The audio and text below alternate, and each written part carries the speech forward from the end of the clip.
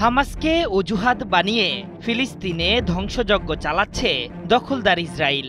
দিনের পর দিন সীমাহীন নির্যাতন বর্ষণ হচ্ছে গাজা উপত্যকায়। এই নির্মমতার বিরুদ্ধে দিকে দিকে ফিলিস্তিনি রাষ্ট্র গঠনের রব উঠেছে। তবু গাজাবাসীকে রক্ষা করতে কখনোই জোর কদমে পদক্ষেপ নেয়নি আরব দেশগুলো। কিন্তু এবার নিজেদের ওপর ইসরায়েলি হুমকি আসতেই ঘুম ভেঙেছে জর্ডান, মিশর ও সিরিয়ার। যুক্তরাষ্ট্রের বলয় থেকে বেরিয়ে দখলদারদের সিদ্ধান্তের নিন্দা জানিয়েছেন তারা। পাশাপাশি মিত্রদের ওপর ইসরায়েল চোখ রাঙাতেই ফের গর্জে উঠল আয়াতুল্লাহ খামেনির ইরান।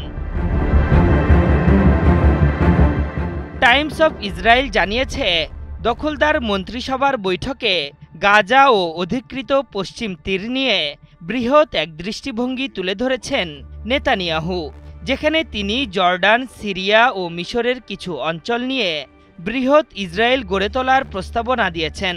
গোলাবারুদের ঝাঁঝালো গন্ধ ছড়িয়ে একে একে মুসলিম দেশগুলো নিয়ন্ত্রণের নীলনকশা সাজিয়েছেন তিনি। মূলত নিজের ঐতিহাসিক ও আধ্যাত্মিক মিশন বাস্তবায়নের লক্ষ্যেই যে মাঠে নেমেছেন তিনি, সেটি এবার প্রকাশ্যে স্বীকার করলেন দখলদার প্রধানমন্ত্রী। নেতানিয়াহুর পরিকল্পনা ফাঁস হতেই তাৎক্ষণিক প্রতিক্রিয়া জানিয়েছে আমেরিকার মিত্র জর্ডান। ইসরায়েলের এসব হুমকি জর্ডান কিংবা আরব বিশ্বকে দুর্বল করতে পারবে না বলে হুঁশিয়ারি দিয়ে জর্ডান পররাষ্ট্র মন্ত্রণালয় জানিয়েছে, ফিলিস্তিনি জনগণের অবিচ্ছেদ্য অধিকার মুছে দেওয়া সম্ভব নয়। তাদের এই পরিকল্পনা জাতিসংঘের আন্তর্জাতিক আইনের স্পষ্ট লঙ্ঘন। জর্ডানের পরপরই ইসরায়েলের প্রধানমন্ত্রীর মন্তব্যের নিন্দা জানিয়েছে মিশর।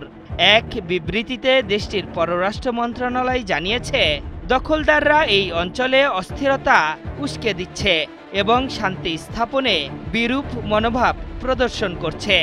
এই মন্তব্যগুলো আঞ্চলিক ও আন্তর্জাতিক মিত্রদের অভিলাষের পরিপন্থী, যারা এই অঞ্চলে বসবাসরত সব জনগণের জন্য নিরাপত্তা ও শান্তি অর্জনের চেষ্টা চালিয়ে যাচ্ছে। এদিকে মধ্যপ্রাচ্যের কোনো মুসলিম মিত্রর ওপর ইসরায়েলি আঘাত আসলেই বজ্রকণ্ঠে আওয়াজ তুলে ইসলামী প্রজাতন্ত্রের দেশ ইরান।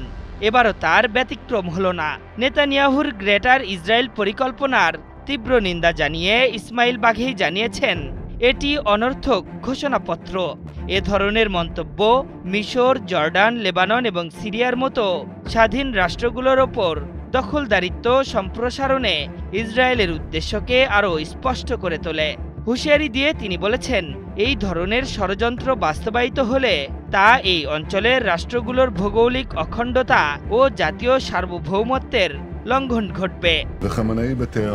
এর আগে পুরো গাজা নিয়ন্ত্রণে নেওয়ার হুঁশিয়ারি দিয়েছিলেন বেনিয়ামিন নেতানিয়াহু, তবে তাতে বাদ সেধেছিল পশ্চিমা মিত্ররা। এর মধ্যেই জর্ডান, সিরিয়া ও মিশরের কিছু অংশ নিয়ে গ্রেটার ইসরায়েলের পরিকল্পনা সামনে আনলেন দখলদার প্রধানমন্ত্রী। আশরাফুল ইসলাম, ৭১।